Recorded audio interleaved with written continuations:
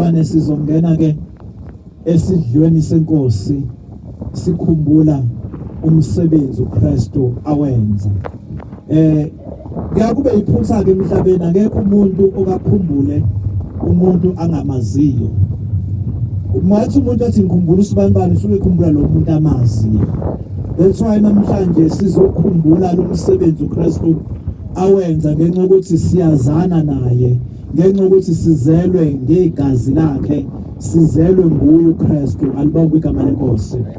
Kulesikhathi samanje bazalwane, ngenxa yesikhathi sethu ngizocela sisondele sizophatheka esidlweni senkosi.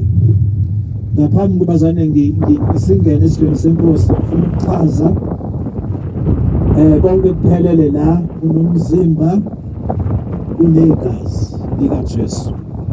Ngaphambi ukuthi singene kulona ke ngizocela uBishop uNgcobo uNtu asikhulekele umzimba.